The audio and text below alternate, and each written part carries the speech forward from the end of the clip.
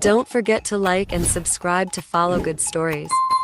Welcome to the Reven Ping Review channel. Today, I'm bringing you a story full of captivating Arabian themes. Don't forget to like and subscribe to support me. Now, let's dive into the story. Under the scorching sun in a barren desert, a girl is faced with a sharp, merciless sword. The person pointing the sword at her is a strange man, his eyes glinting with a fierce red hue. His voice coldly demands, "Do you have any last words?" The girl can only cry, thinking to herself, "It's so unfair. Will my life end in this desolate place? I am a girl from the Cromwall Empire, the ruler of the north. There, I lived a comfortable life, surrounded by luxury in a vast manor, wearing beautiful dresses and glittering jewelry. But none of those things excited me. What I longed for most was to explore the vast world where I was born.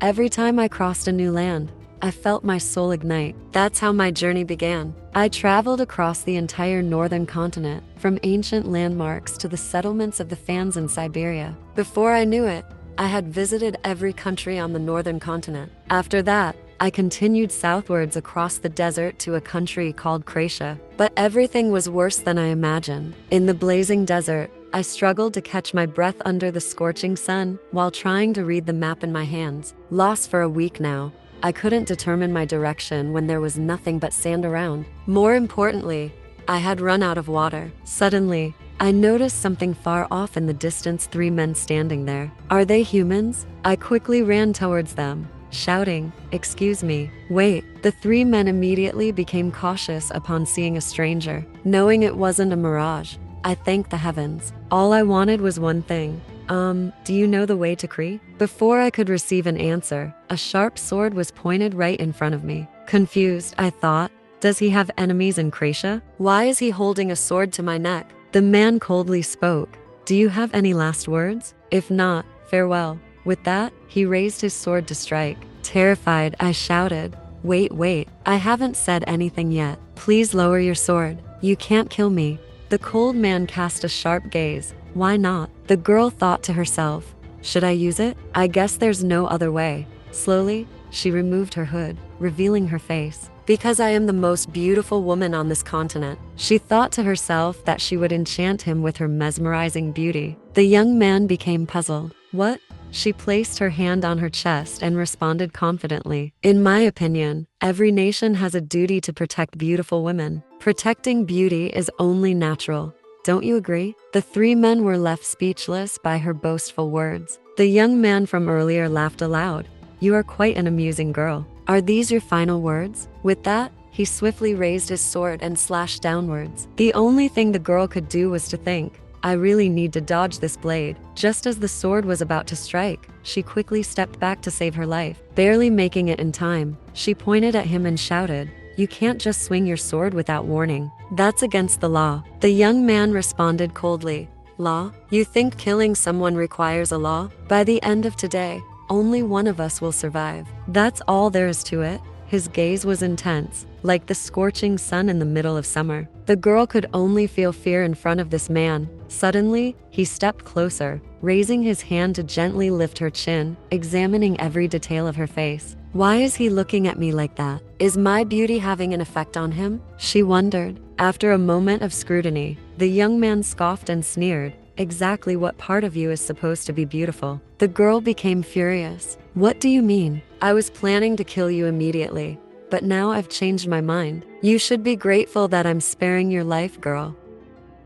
In a towering fortress, the girl was panting, exhausted from dehydration and the relentless heat of the sun. Is anyone there? She called out. A guard approached with a bucket of water, but instead of offering it, he threw the entire bucket of water in her face. Here's the water you wanted. Let's see how long you can last under the scorching sun. The girl cursed under her breath, but she did feel slightly better. Thanks for that splash. I'm feeling more alert now. She stepped towards the small window, assessing her surroundings. The place where she was being held was a tower built in the middle of a city, where the sun's rays were most intense. This was how they treated prisoners here. From the clothing of the people below, she could deduce that this was the desert kingdom of Pesian, a vast country that occupied nearly the entire southern territory. Moreover, this nation had a long-standing hostile relationship with Cromwall. Thinking about it made the girl feel despondent. Despite her best efforts to avoid this situation, here she was. If anyone discovered her true identity, she would be doomed. But now is not the time to wallow in bad luck, she thought. The prison was designed to torture inmates with deadly heat, and since she wasn't accustomed to the climate, this would be a disadvantage for her. That's why she needed to escape from here as soon as possible. Click-clack. The sound of a lock being picked echoed in the prison tower. In the past, this girl had inherited her beautiful platinum hair, as radiant as the moon, from her mother. Her mother used to brush her hair and care for it like a precious gem, with the only wish that her little girl would grow up to be a refined lady. Whenever she sneaked out of the house, her mother would lock her in a room to reflect on her actions. But with her lively nature, the girl often found ways to escape, one of which was picking locks with a hairpin. After escaping the prison, she didn't forget to thank her mother for unintentionally turning her into an expert escape artist. To pursue her dream of traveling the world, she had diligently trained her body, read hundreds of different escape methods, and practiced them over the years. Finally, she was out. A prison was no place for a beautiful girl like her. Below, the city bustled with people going about their business. As a stranger, she would attract a lot of attention dressed like this. Moreover, women here had to cover their faces to avoid being mistaken for trying to seduce men. She muttered to herself while searching for a scarf to cover her face. What a ridiculous custom. But I hope everything will go smoothly as I escape from that place. In the heart of the city, the sights around her left her in awe. Everything was so new and exciting, sparking her curiosity. When I was little, I read books about Pesian. It was described as a beautiful and prosperous country built from sand. This is why I wanted to visit this place one day, even if it is hostile to Chrome. Of course, I didn't expect to come here in such a manner. Despite the scorching heat, the sand-built structures, and the people from different tribes, her heart pounded with excitement. She thought to herself, this place is even more amazing than described in the books. It feels like I'm in a new world. This is exactly why I love traveling. She clasped her hands together and silently thanked the goddess Lorm before jumping for joy. Then, she suddenly remembered that her behavior might draw attention, so she quickly covered her face with the scarf again and tried to contain her excitement. What should I do now? Should I find a place to rest? But first, I need to get something to eat. I'm starving. Soon after, she spotted a skewer being grilled, and it looked delicious. Thank you for the food, she thought. Just as she was about to take a bite, she noticed something in the distance. The skewer fell to the ground, completely forgotten, as her fear took over. Oh no, why is that man here? The young man had spotted her with his blood-red eyes. Horrified, she pulled the scarf tighter over her face and hurried away, trying to calm herself. I need to stay calm. I've covered my face, and there are lots of people around. He probably won't recognize me. Yes, I'm sure of it. But then, sensing a strange aura, she hesitated, thinking, wait, could it be him? The young man's footsteps grew closer, and before she could react, he was already standing right in front of her. She was caught. Turning to face him, she saw that he was staring intently at her with a stern, cold expression. The young man suddenly pulled her close. I see you've crawled out of the prison like a rat. Now tell me, how did you manage to escape? Her heart nearly stopped at the threat, and her mouth went dry, unable to utter a word. Suddenly, a loud voice called out from behind. Sihad, a servant and a group of guards hurriedly approached, asking if something had happened. The young man glanced at them with a cold expression and then tossed the girl towards them. I'll head back first. This girl is yours, Umar, he said, before giving her a piercing look. You better not disappoint me, he warned before leaving. The girl was immediately dragged away by the soldiers. What the hell? What is he planning to do with me? Is he going to kill me? She screamed in despair. Help. Someone? Please help me. In the royal palace, Uma, the close attendant, couldn't help but wonder why, if the girl had escaped from prison, she hadn't returned to the desert but was instead wandering around the bustling city. Reflecting on her appearance, Uma became suspicious. What is it about this ordinary woman that caught the master's eye? He thought. He questioned the young man. Why are you using her for your purposes, sir? The young man, puzzled, asked. Using her? Yes, Uma replied. She may have a bit of a rough demeanor, but her voice and appearance are quite unusual. Even the aura she emits is different. I believe she might be the daughter of a noble from the northern continent." The young man, continuing his stride, responded, "A noble from the northern continent? Yes, my instincts tell me so." "Then why don't you try flattering her to extract some information about Cromwell?" the young man suggested. "Who knows, you might uncover something about the relationship between Cromwell and Croatia." After a moment of hesitation, the young man spoke. "Well, how about this? I'll take her into my harem." The setting sun cast its golden rays over the magnificent palace, where the girl was being led somewhere by a servant. She couldn't help but marvel at the grandeur and unfamiliarity of the place. "Where am I? This place is so vast and enormous," she thought. The servant brought her to the entrance of a grand mansion. As the door opened, a group of palace maids was already lined up, waiting for her. Their eyes scrutinized her, and before she knew it, she was being pulled along, completely clueless about what was happening. "Hey, don't touch me. What are you doing? Stop, please," she protested. Before she could gather her thoughts, she found herself stripped of all her clothes and belongings, then dragged towards a large bath. The servant pushed her into the bath without hesitation. Still in shock, she found herself being scrubbed thoroughly by the 3 maids from earlier, down to the smallest detail. "At least tell me before you push me into a bath," she screamed internally. But then again, what was I expecting? After the bath, she was clean and smelled fresh. One of the maids handed her a set of clothes and politely said, "Now, my lady, please wear this." The girl looked at the outfit with disbelief. "You want me to wear this?" she asked, her face darkening. Meanwhile, in another room, the man named Sihad was lounging leisurely. He recalled the girl's face and unconsciously smiled. A close attendant respectfully asked, "Are you pleased about something, Sihad?" "Oh, yes," Sihad replied. "After all this, I've finally caught a little mouse, no, perhaps a cat." Back in her room, the girl was fuming, irritated beyond belief. "Seriously? Do women here really wear these kinds of clothes? My stomach is completely exposed," she thought to herself. She reluctantly put on the outfit, mainly because it seemed like they would force her into it if she didn't. But then she remembered something, and her frustration deepened. Where did they take my belongings? Did those maids steal them while undressing me? Oh no.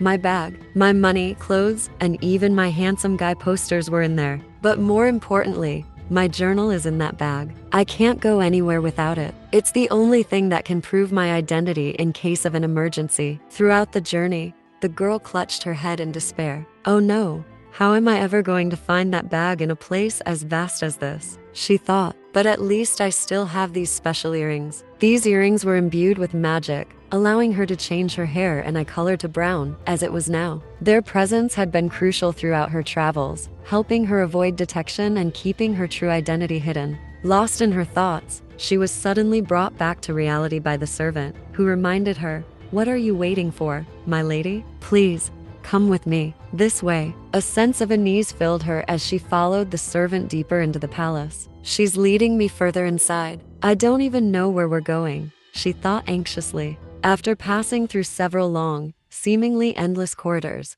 they finally arrived at a room that reeked of intimacy. The servant introduced the room saying, "This is where you will be staying in the harem, my lady." She looked around, assessing the room. This place looks luxurious. But wait, did you just say harem? Did you mean the harem? Yes, that's correct, my lady, the servant confirmed. Isn't that the place where a man stays with several women and does whatever he wants with them? Yes, that's exactly right, the servant replied without hesitation. The girl collapsed to the floor in despair. They've thrown me into a harem? Are they insane? I'd rather be thrown into prison. That wretched man must be truly deranged. The servant stepped forward to comfort her. Please, my lady, stand up. The floor is cold. Being admitted into the harem is a great honor. You should be pleased. The girl, furious, yelled, "Are you kidding me? Wake up. A man should only have one woman. And here I am, thrown into a place where men are surrounded by countless women. How on earth is that an honor? You'll be treated like a toy here. It's utterly unfair.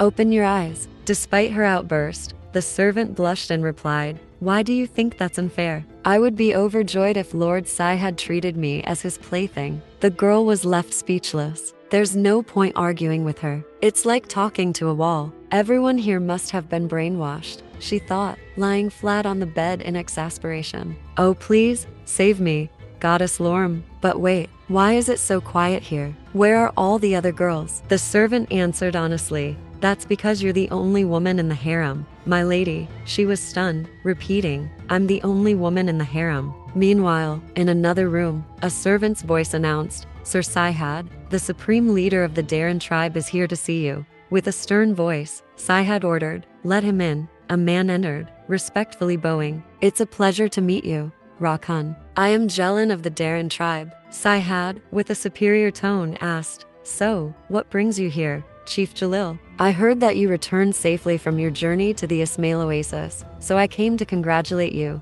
Jalil said, but Sihad listened to his flattery with indifference while enjoying the juicy pomegranates. In short, Jalil continued, I am displeased that you have brought a foreign girl of unknown origin into a place as important as your harem. I fear that the rumors about your declining intellect might be true. Before Jalil could finish his sentence, he was horrified by the sight before him. Sihad had crushed the pomegranate in his hand, glaring fiercely at him. How dare you speak such disrespectful words to me, Jalil? The overwhelming fear gripped Jalil as he felt the deadly energy radiating from Sihad, as if it was choking him. I said that out of concern for you, Jalil stammered. Sihad coldly replied, I don't need that kind of excessive concern from you. Get out. Jalil quickly ran out like a scolded dog with its tail between its legs. Sihad licked the pomegranate juice still on his hand and muttered, you'll see what happens if you dare challenge me again. Meanwhile, in the harem's palace, the girl lay on the bed in despair,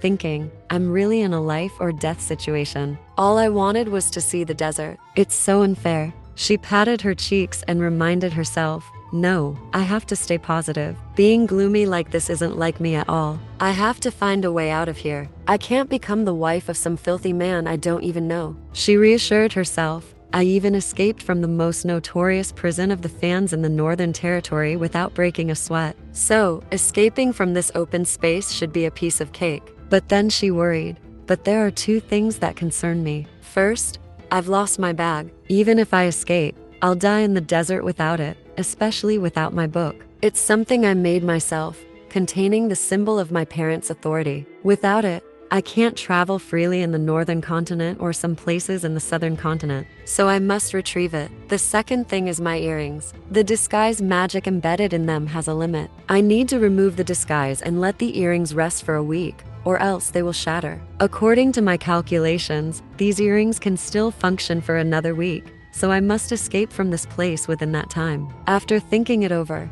the girl decided to get up and explore the castle. The moonlight illuminated the vast palace of Bergen, and as she admired its mesmerizing beauty, she thought, so the moonlight in person shines white, while in the north, it's yellow. But why is this place so enormous? This must be the size of an entire palace. The buildings are connected in a systematic way, which will make it difficult for anyone to infiltrate or escape from this place. First, she needed to find out what that building over there was used for. In a corner of the castle courtyard, the girl landed safely after a few jumps. There was no one around, and judging by the luxurious details of the building, it was likely the residence of someone powerful. The girl continued walking until she reached a garden, where suddenly she heard the sound of splashing water nearby. She couldn't believe her eyes. A man was bathing not far away. Unable to contain her curiosity, she hid behind a bush to see who it was. As she looked closer, she was stunned. The man appeared with the beauty of a deity. The girl wondered, could it be that crazy man? Damn it, I can't believe I've stumbled upon him not once, but twice, she thought, trembling with fear. I have to get out of here immediately. She lowered herself and started crawling out of the bush, but a strange dark shadow approached her from behind. This time, you're really acting like a rat, a voice said. The girl, having been caught, squealed, wait. But before she could say anything else, he grabbed her and threw her into the bath. Sihad's voice was sharp as he asked, what are you doing here? Do you enjoy spying on others? Are you a spy? The girl quickly denied, I wasn't spying, and I'm not a spy. Then suddenly she shouted, I should be asking you what the hell are you doing here? How can you just kidnap a girl in broad daylight in the middle of the street, and no one says or does anything about it? Sihad was puzzled. In this land, I can do whatever I want. The girl scoffed. Who do you think you are? A god or the king of this land? He responded, If I were the king of this country, would you shut up and listen to me? The girl was stunned. What? She asked in disbelief. Sihad leaned in close to her ear and introduced himself. My name is Sihad Zain Behdad, and I am the ruler of Persian. The girl immediately began to tremble. Wait, you're Rakan, the living god of Persian. Sihad smirked. I'm glad you at least know what Gakan is. He then stepped closer to her, intending to do something. All that could be heard was her frantic scream echoing through the palace. What are you doing? Let me go. I mean, please put me down. She struggled angrily, shouting, how dare you treat a beautiful girl like this? You'll be punished for this. Ignoring her protests, Sihad carried her into a strange room and tossed her onto a bed. He bluntly asked, are you a spy from Cromwall? The girl, indignant, defended herself. I'm from the northern continent, but not from Cromwall, and I'm not a spy. Then why did you come to Croatia? He asked. I came here simply for sightseeing. I'm innocent. Please believe me. Sihad suddenly paused, his gaze lingering on her as he remarked, all right. By the way, are you trying to seduce me? The girl was confused. What do you mean? She asked, then looked down at herself. Why is he staring at me like that? She wondered, before realizing the situation. Her clothes were soaked, revealing her body in ways that left little to the imagination, especially since the outfit was already skimpy to begin with. Sihad stepped closer, causing her to panic and shout, what are you looking at? He pushed her down onto the bed and whispered sweetly, earlier, you claimed to be a beautiful girl. She remembered saying that in the desert, but was still irritated because he had dismissed her beauty back then. Get away from me, she demanded. Sihad's tone turned cold. Let me clarify something I said before. While I may not think you're a beautiful girl, you do have the most exquisite eyes. In the dimly lit room, the girl blushed and tightly shut her eyes as Sihad kissed her lips. The gleaming earring under the moonlight caught his attention, momentarily distracting him.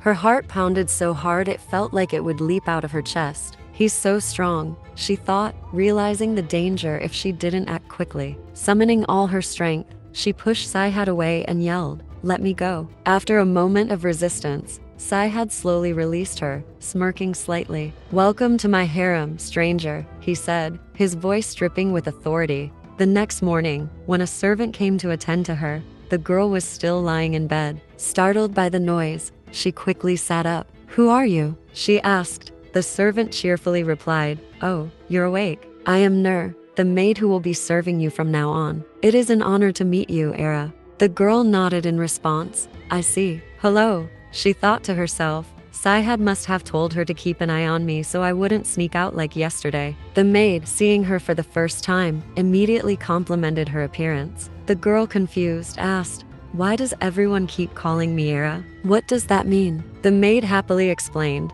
The word means the woman of Raccoon. You have become a woman of high status who can serve Sihad. Congratulations. The girl slumped, feeling dejected. Don't tell me I have to serve him, she murmured. Can I ask you something? She hesitated. Please, don't be so formal with me, the maid replied. I am your servant. The girl paused, then asked, does that mean you have to follow me everywhere? The maid, while pouring tea, responded, no, I'm simply here to assist you. If you find it bothersome, you can ask me to leave. I understand, the girl said as she sipped her tea, feeling relieved. Good.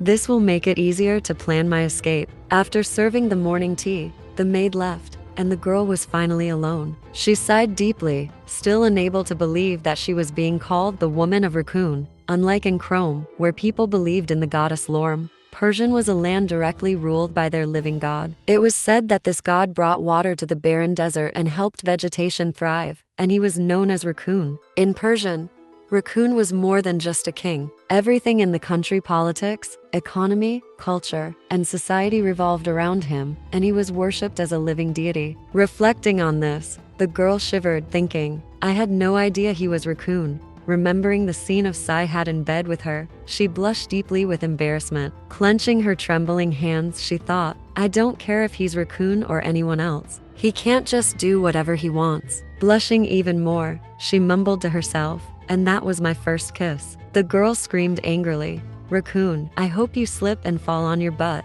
you bastard. In another part of the palace, Sihad was listening to his attendant report on the actions of the old man Git. It seems he hasn't done anything too out of the ordinary. What should we do, Raccoon? Sihad replied, just let him be for now. I'll see how much longer he dares to be insolent with me. Behind him, a strange man was waiting to be seen. He whispered to the attendant, asking about the woman who had just entered the harem. The attendant then stepped forward, bowing to Sihad as he spoke. He thinks that the decision to bring that woman into the harem was a bit hasty, and you might face some opposition. After what happened the other day, the harem, before he could finish, Sihad shot him a deadly glare, causing the attendant to quickly back down. Please forgive me, I misspoke. The man standing behind interjected. He's not wrong, Sihad. The Grand Vizier won't be pleased with this. He always wanted his daughters in the harem. And there are also 6 great clan leaders and 48 chiefs who all want to present their daughters to you. Sihad remained silent for a moment,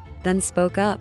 I need to know more about that girl. Bring her to me. The girl was startled while eating when the maid informed her. Raccoon wishes to see you, Era. She hesitated.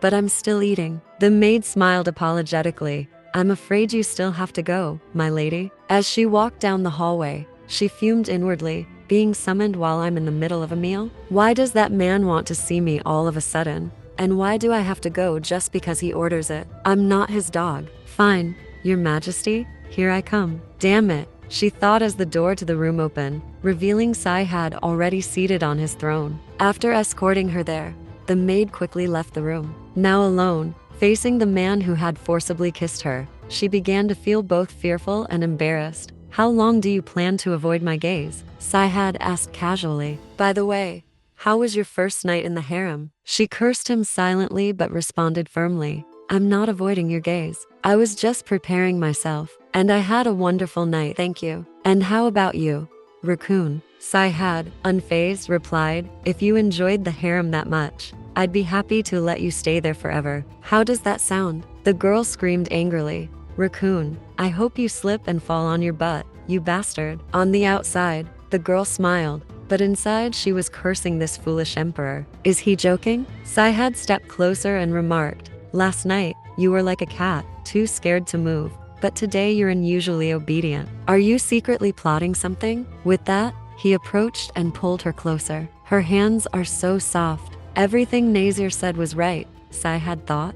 He then asked, why did you come to Cretia? The girl's face darkened as she replied, I already told you. I came there to sightsee. Sihad glared at her, his tone threatening. Sightsee? If you say that word one more time, I'll sew that mouth of yours shut permanently. The girl was terrified, feeling completely exposed under his deadly gaze. Every time this man looked at her, she felt utterly vulnerable. She responded, well, I heard the food there is delicious. You know, Cretia is famous for its dishes. I also wanted to see the houses made of sand, but as she spoke, she felt a chill run down her spine in the silence that followed. Damn it, I have dozens of reasons for going there, but I can't remember any of them right now. Sihad's expression hardened as he growled, nonsense. You crossed the desert of death just for that? No one in this world would do such a thing. After hearing this, the girl wondered, Desert of Death? So that's what that desert is called, huh? Before she could ask more questions, a servant interrupted the interrogation. A man referred to as the royal secretary entered the room. It was the same man who had chased after Sihad in the town. She was relieved to have a savior interrupt during the most tense part of the conversation. Sihad introduced them, greet each other. This is my secretary, Nazir, and this is, he paused, making the atmosphere a bit awkward. Then he cleared his throat and asked, what is your name again? The girl, though annoyed, forced a smile. My name is Asina, she said, thinking to herself, you're asking now? You bastard.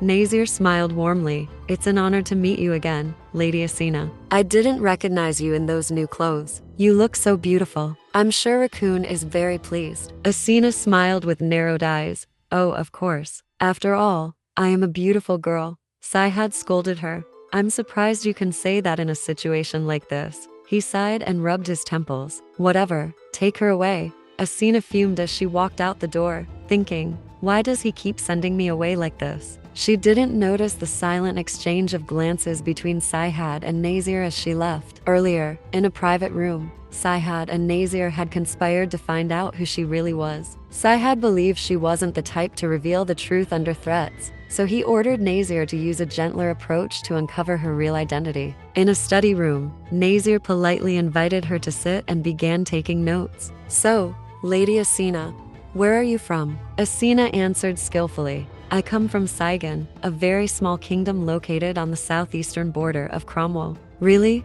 Nazir replied. "I didn't even know such a country existed." Asina smiled and said, "Well, it's so small that many people haven't heard of it." She thought to herself, "The truth is, I only passed through Saigon after leaving Cromwall, but it's not entirely a lie." Asina raised her hand and asked, "May I ask something? Why is the place I crossed called the Desert of Death?" Nazir didn't hesitate to explain. "Oh, you must be talking about the Gada Desert. It's called that because it can't retain water, even when it rains, so finding water there is nearly impossible. And because the wind constantly blows, the landscape keeps shifting, making it easy to get lost. In such harsh conditions, a person can die within a few days if they get lost. Many travelers have indeed died there, and some exiled tribes have perished in Gada as well. That's why it's called the Desert of Death." Asina felt a chill run down her spine after hearing this. "I see. No wonder I didn't see anyone there when I crossed the desert," she continued. "Besides,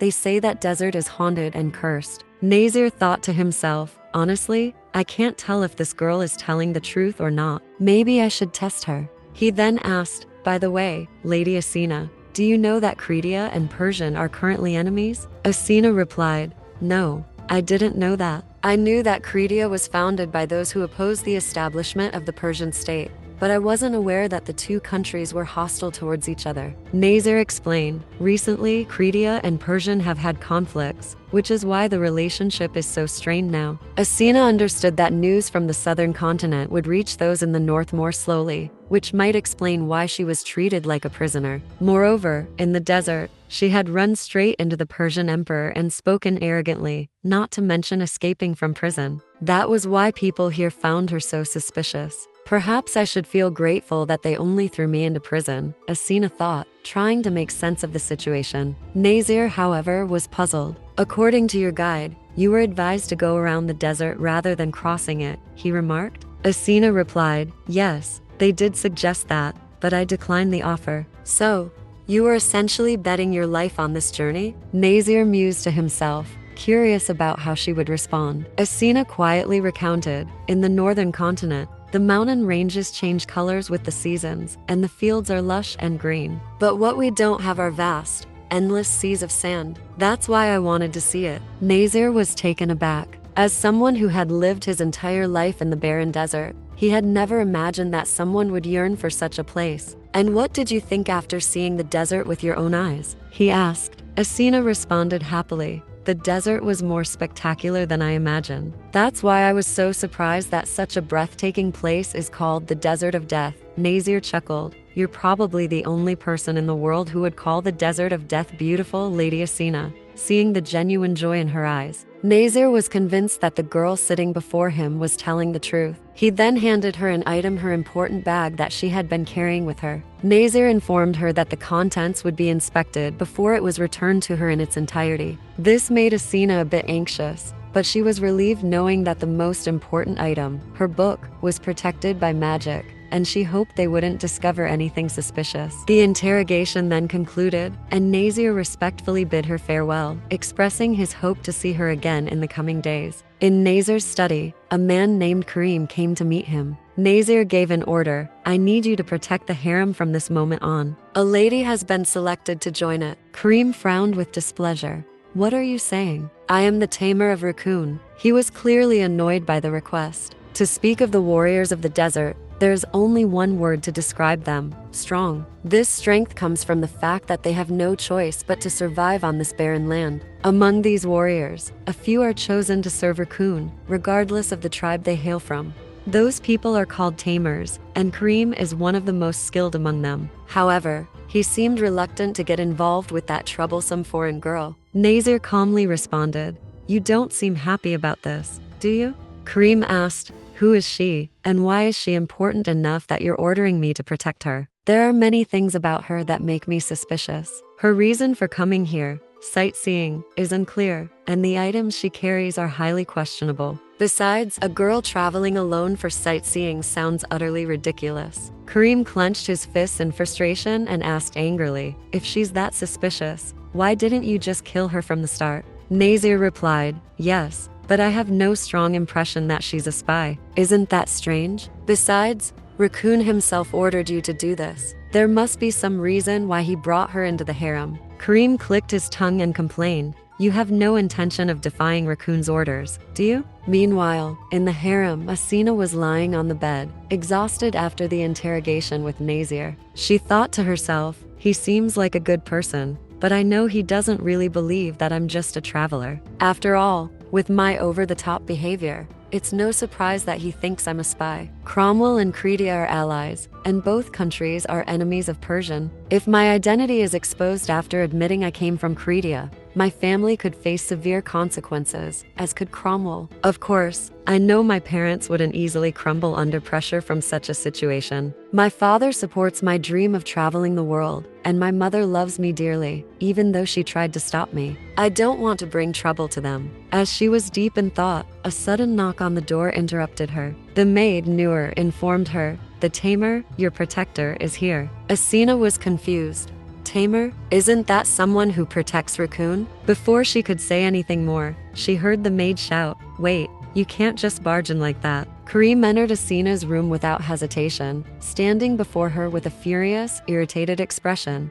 What the hell is a nobody like you doing here? His face seemed to say. Asina thought to herself, it's written all over his face. She understood that as a foreigner, she wouldn't be welcomed in many places. At times like this, I need to remain polite, she thought. She then offered a gentle smile and greeted him. It's a pleasure to meet you. Please forgive me for not covering my face in time. I'm afraid I'm not yet familiar with the customs here. I hope you understand. Karim was extremely puzzled. He had heard that this girl had escaped from prison, so he expected her to look rougher. How on earth did this delicate-looking girl manage to escape from Jahannam prison? And how did she find her way here from the northern continent? He wondered. Suddenly, Karim realized that he was being somewhat rude by staring at a lady like that. He respectfully replied, please forgive my arrogance. My name is Karim. Asina maintained her gentle demeanor and said, and I am Asina. If possible, I would prefer you to call me by my name rather than the title Era.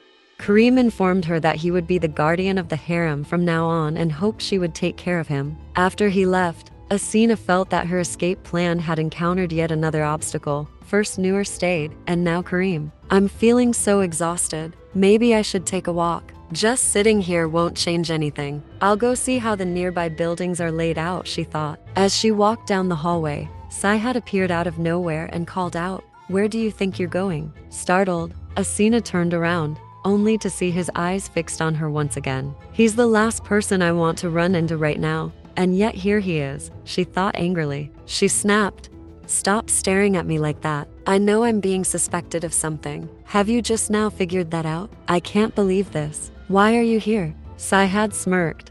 Do I need a reason to visit my own harem? Then, with a charming expression, he added, because I wanted to see you, Asina. Shocked, she blushed and stammered, what? I mean, Raccoon.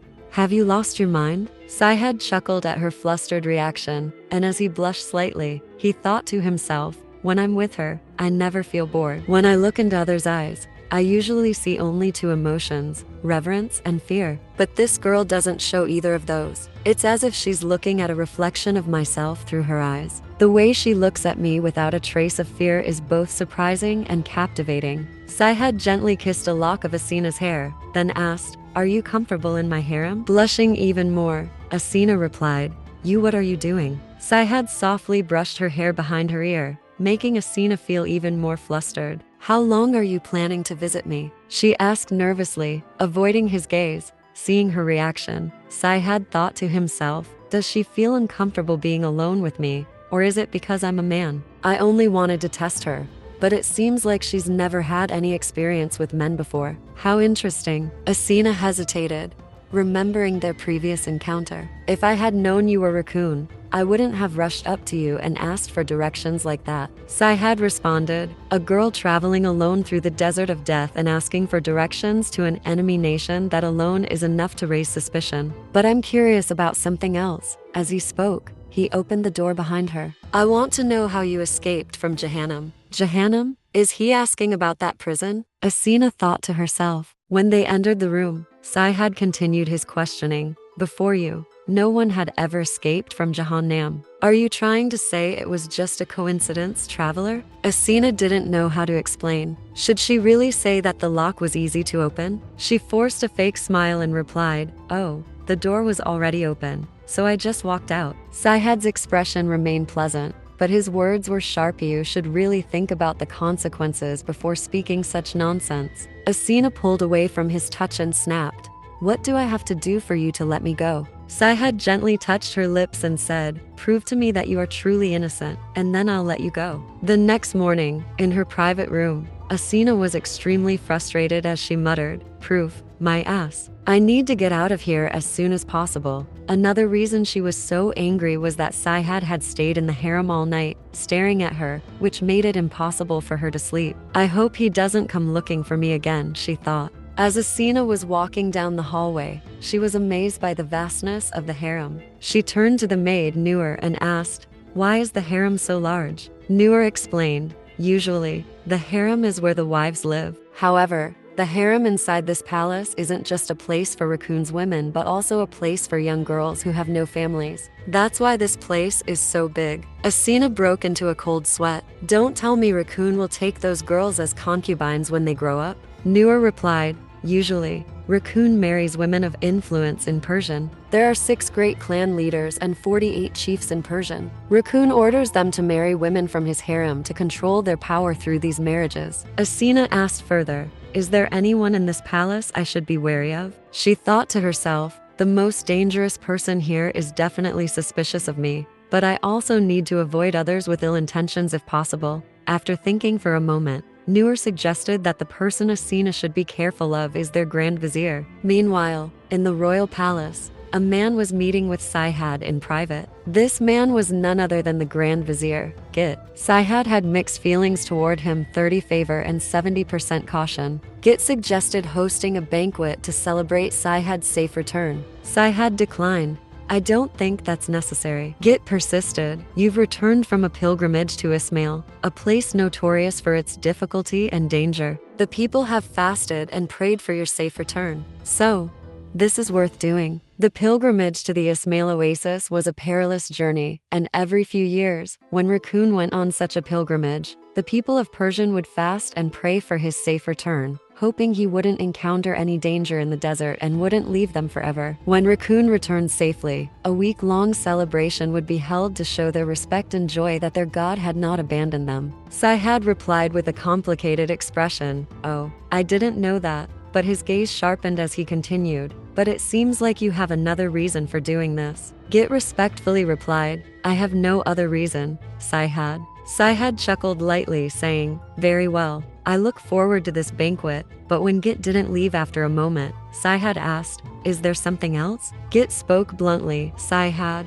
may I respectfully offer you my daughter? This sudden proposal took Sihad by surprise. What?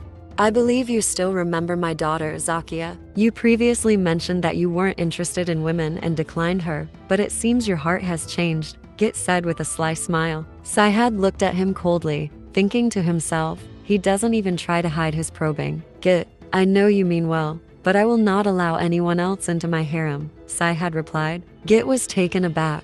What do you mean by that? Sihad stood up and walked away, saying, that's enough for today. Wait, Sihad. Git called out, still trying to persuade him. But Sihad shot him a sharp, deadly glare that made Git freeze in place, watching in silence as Sihad left. Meanwhile, in the harem, Asina was walking around the estate when she sensed something. The areas she had passed through seemed empty, but she was certain someone was watching her. She quickened her pace and soon spotted a familiar figure. Kareem, what are you doing here? Aren't you supposed to be outside the harem? Asina thought to herself, he's keeping an eye on me, still suspicious. The worst part is, I caught him red-handed. She decided to tease him a little. Keeping her tone friendly, she said, "By the way, Kareem, now that I look closely, you're really handsome. Do you have a lover?" Kareem's face darkened at her question. "Women must adore you, right? You seem like someone very popular with the ladies," she continued, trying to fluster him.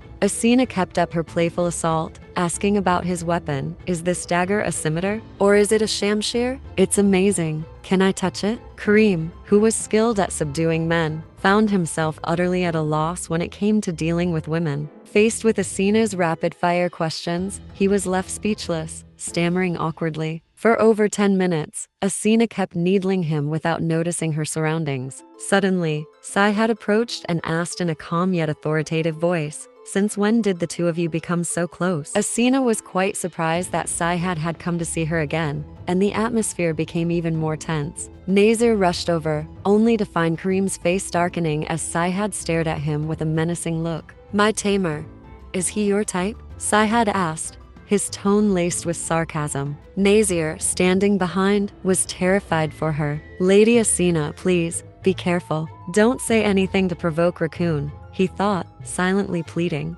Contrary to Nazir's silent request, Asina clasped her hands to her cheeks, responding with excitement. "What? Of course. All the girls dream of having a knight like him. And Kareem is very handsome." Nazir could only cry inwardly, "Please, don't do this, Lady Asina." Sihad, now visibly annoyed, emitted a dark aura, but Asina continued to stand her ground, provocatively asking, "Is that what you wanted to know by coming here? My taste in men?" Sihad, despite his frustration, managed a faint smile and held his head in his hands, clearly exasperated by her. He then gestured for Nazir to continue the conversation. Nazir quickly wiped the sweat from his brow and addressed Asina. "Actually, I was the one who wanted to speak with you, Lady Asina. I have some questions about the northern continent. I'm very interested in learning more about it." Asina suddenly extended her hand, which puzzled Nazir. "Do you think I'll answer those questions for free?" she asked. Nazir hesitantly looked at Sihad and said, "My apologies, but do you have anything you could offer in exchange, Raccoon?" Did she really take the bait? Sihad wondered. Asina quickly proposed, "Give me back my bag." Sihad, intrigued, asked, "Why do you want it back so badly? What's in it?" "I've heard it's even protected by a magical lock." Asina grew nervous. She couldn't reveal the important items inside, but she also couldn't keep evading the question without arousing more suspicion. Frustrated, she blurted out, It's my underwear." The men were stunned into silence. "That's why I put a magical lock on the bag. No one is allowed to look inside," she continued. Hearing this, Sihad burst out laughing, clutching his stomach. Asina, still fuming, shouted, "What are you laughing at? I'm serious. You're really something," Sihad said between laughs. "Give her the bag." "Yes,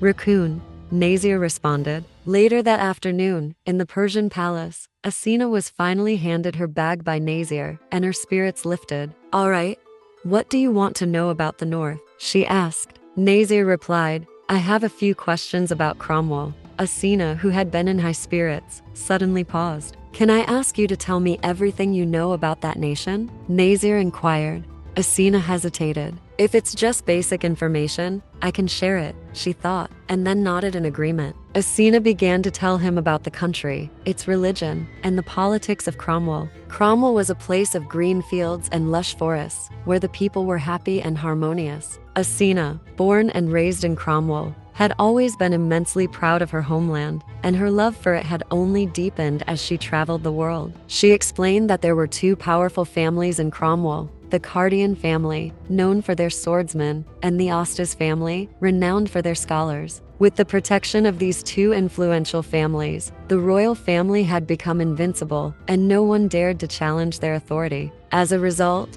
Cromwell's political landscape was incredibly stable, and in fact, there had never been a rebellion in the kingdom. Nazir put down his brush and thanked Asina for the information, but it seemed that he had another reason for asking these questions. "It seems you know a lot about Cromwell, Lady Asina." Asina began to sweat and quickly covered up.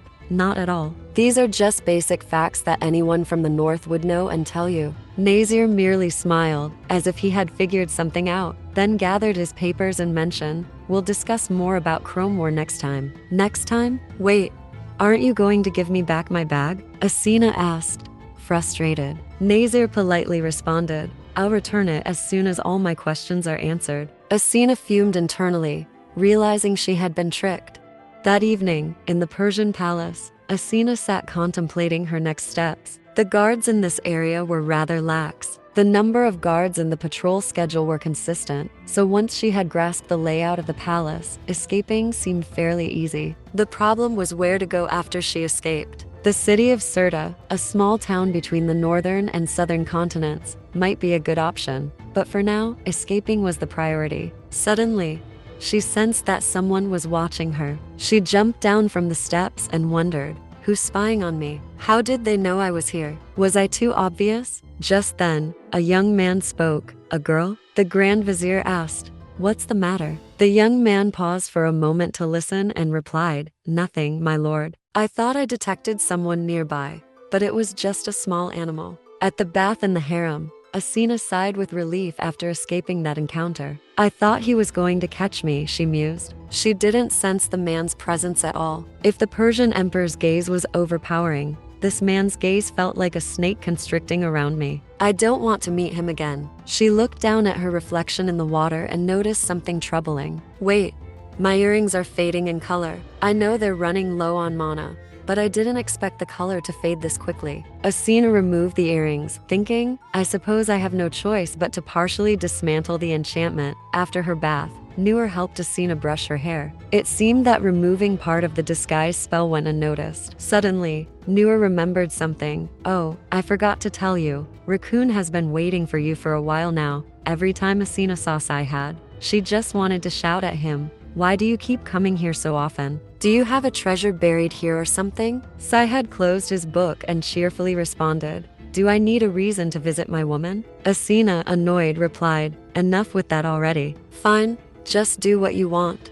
Sihad continued, I've always wondered why your hair is so long. Doesn't it get in the way when you travel? Asina stroked her hair and replied, I planned to cut it before I started my journey, but my family would have been furious. From my parents to my relatives and friends, they all believe that a noble woman should have long hair. Sihad asked, Are you an only child? No siblings? Yes, but I have cousins who are like siblings to me. We grew up together, she answered. Suddenly, Sihad called her name, Asina. Is that your real name? No. But why do you ask? She responded, puzzled. He moved closer. Is it really your true name? Asina laughed. Yes, it is. Do you think I would lie about that? My father had a family meeting, and it took them 3 months to choose this name. It means light and is a blessing in ancient Shania. Sihad looked at the girl in front of him, thinking, There's so much I don't know about this girl, but I can tell her nature isn't twisted or gloomy. In fact, I can read her just by looking into her eyes. He reached out and gently lifted her face. Perhaps you grew up surrounded by love. His gaze softened, a trace of sadness appearing in his eyes. Not like me, he added. They stood quietly for a while, holding that pose. Sihad then asked, Now I'm curious. Why would a girl who grew up in love leave her family and choose such a difficult path? Asina muttered, Let me ask you this, why do you always stay home, my lord? My lord? She suddenly realized her mistake and panicked. Oh no, I was too familiar. He's a king after all. She tried to cover up her slip. I mean, Raccoon, or maybe I should call you Sihad. She continued, What does it mean? Nazir often calls you that, doesn't he? Sihad explained, Sihad is the name of a god, so it means my god.